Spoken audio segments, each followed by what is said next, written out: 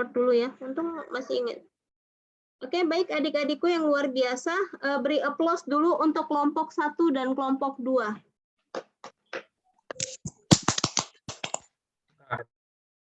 Baik, adik-adikku, tadi kelompok 1 sudah menjawab, kelompok 2 juga sudah menjawab. Kalian semuanya luar biasa, walaupun di tengah-tengah pekerjaan kalian, atau yang baru pulang kerja juga ya. Semangat kalian saya patut acungin jempol, tapi begitupun kalian tetap harus fokus, maksudnya mengambil keputusan untuk berkuliah sambil bekerja adalah keputusan yang kalian ambil, maka harusnya kalian bisa membagi waktu antara pekerjaan dengan perkuliahan kalian, makanya kalian ngambil malam.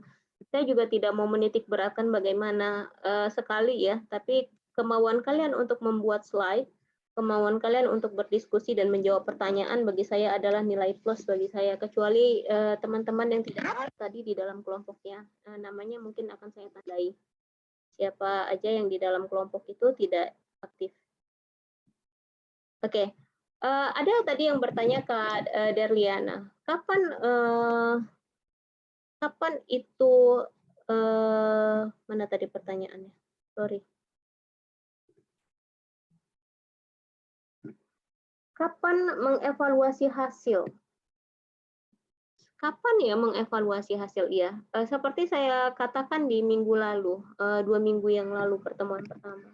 Evaluasi itu dilakukan bukan hanya saja pada awal pembukaan perusahaan atau penutupan atau pertengahan. Evaluasi itu kapan saja bisa dilakukan untuk kemajuan perusahaan itu sendiri. Kalian kan rata-rata sudah bekerja. Pasti kalian punya bos ya, tempat kalian bekerja. Kalau sekiranya ada masalah pasti kita dipanggil terus dievaluasi ini salahnya di mana, terus jalan keluarnya seperti apa. Saya rasa kalian sudah merasakan sendiri di dalam dunia pekerjaan begitu ya. Jadi memang evaluasi hasil itu memang sangat penting sekali dilakukan. Contohnya kalau umpamanya di dalam perusahaan dagang, pasti di dalam tiap bulannya ini tanggal-tanggal rawan untuk closing kan ya. Biasa kalau perusahaan dagang tadi Kak Sania Sitinja itu closing apa? Closing bulanan Kak?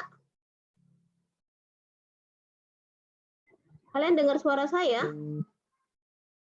Dengar, Bu. Iya, Kak Sania itu closing apa? Kak Amelia tadi ya yang closing ya?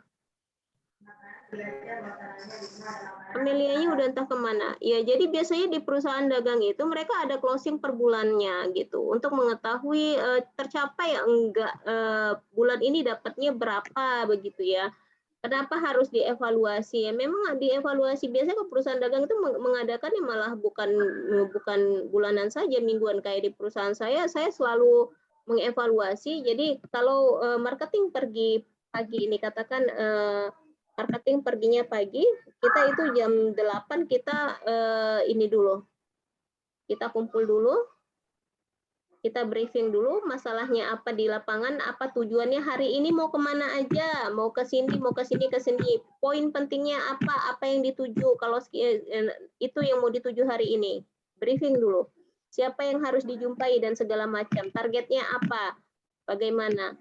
Pulang sore jam 4 ke kantor, saya briefing kembali untuk sore bertanya terjadi nggak yang kamu rencanakan tadi pagi. Oh ternyata yang bisa saya jumpai cuma 2 customer atau 3 customer Bu gitu. Kenapa yang ini nggak bisa dijumpai? Iya tiba-tiba kasih kabar nggak bisa dijumpain karena ada operasi mendadak bla bla bla segala macam. Memang harus ada dievaluasi dan segala macam. Bagaimana tercapai nggak? Biasa kalau di perusahaan dagang ini adalah tanggal-tanggal rentan ya, karena di sini kalau di perusahaan saya tanggal sekian belum closing sih, tanggal 30 saya closing, jadi ini adalah masa-masa paling berat untuk karyawan, untuk pekerja, apalagi marketing, saya bilang pahlawan penjualan itu untuk mencapai targetnya gitu. Makanya evaluasi Kak Derliana kapan aja penting, di mana aja penting gitu. Enggak harus di awal, di tengah atau di akhir. Kapan aja, semakin sering dievaluasi itu semakin bagus, tapi dengan tidak, maksudnya kalau kita pekerja juga ditekan terus tanpa ada reward yang diberikan, itu juga kayak apa ya, kayak hambar aja kan bekerja seperti itu gitu kan. Jadi Makanya di dalam perusahaan akan memberikan, kalau perusahaan dagang nanti akan diberikan reward atau bonus-bonus atau ada insentif yang akan diberikan kepada marketing yang capai target. Ini bagian reward, bagian penilaian ini ya, bagian penilaian perusahaan untuk kemajuan untuk karyawan, untuk kemajuan perusahaan itu. Ini dari sektor internalnya begitu. Terus pertanyaan tadi dari Kak Sherly ya. Kak Sherly tadi bertanya apa, lupa saya. Oh, eksternal dan internal. Kalau eksternal itu luar, internal itu di dalam, ya. Jadi apa saja analisis eksternal dan internal. Kalau analisis eksternal, kalian bisa lihat tadi kan sudah dijelaskan juga contoh-contohnya ya. Tadi kakak harusnya pertanyaan Kak Sherly itu di kelompok 2 malah sudah dijawab karena dia ngebahas internal dan eksternal walaupun sedikit ya. Jadi kalau sekiranya internal itu di dalam perusahaan. Salah satunya reward yang diberikan bos kepada karyawan itu adalah analisis internal, itu baik enggak untuk perusahaan. Kalau baik dilanjutkan, kalau ada yang salah di situ harus dievaluasi dan diganti hal yang baru. Nah, kalau analisis eksternalnya itu bisa jadi dari faktor mana aja.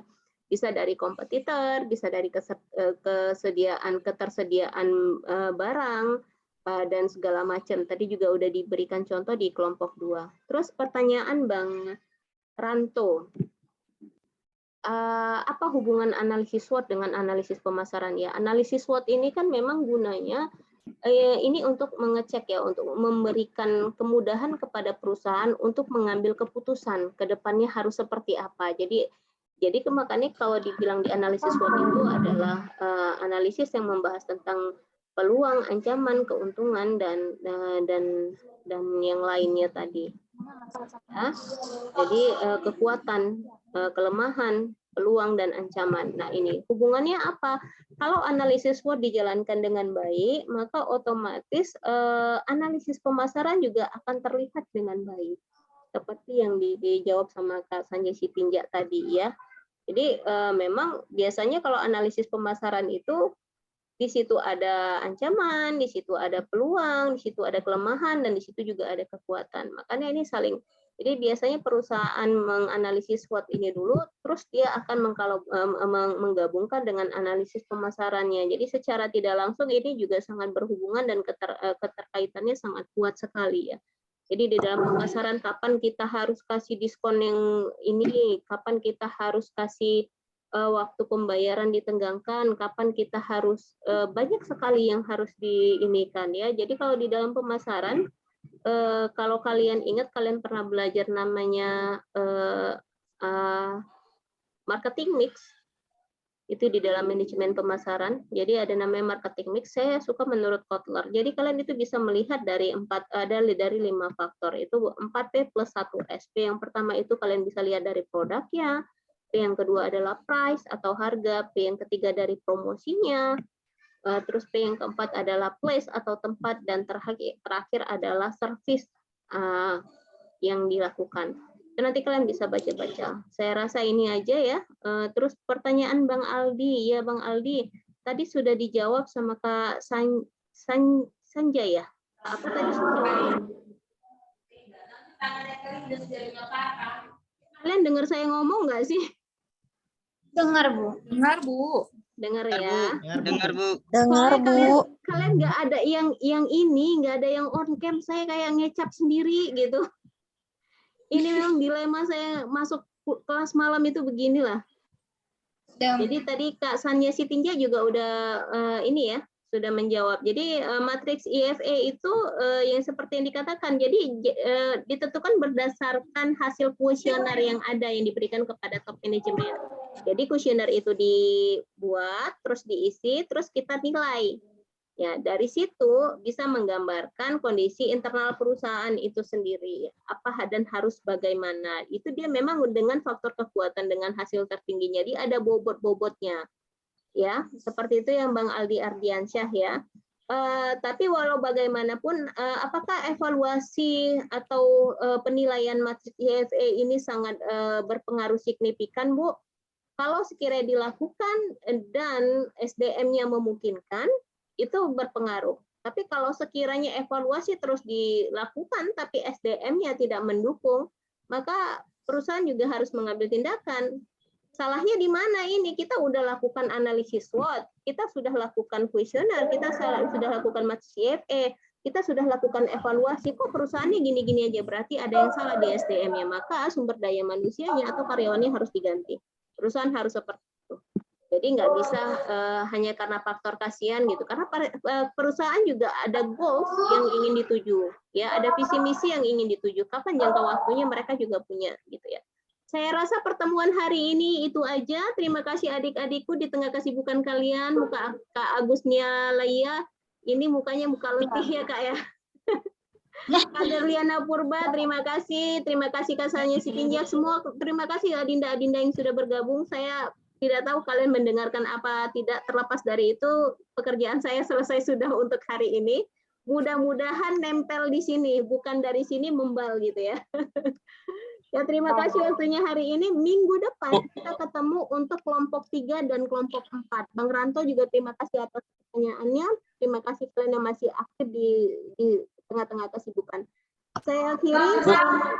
Oh iya, kelompok 1 dan kelompok 2, dengarkan saya please. Kelompok 1 dan kelompok 2, mohon setelah ini bikin notulensi. Notulensi itu adalah isi siapa yang bertanya dan apa pertanyaannya.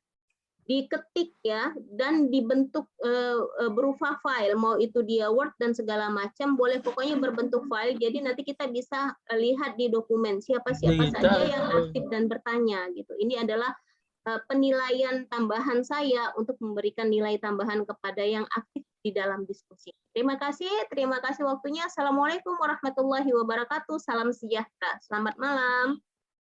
Selamat malam, Bu. Malam, Ibu. Ya, saya izin live ya. Iya, Bu. Terima kasih, Bu. Ya, Bu. Terima kasih, Bu. Thank you.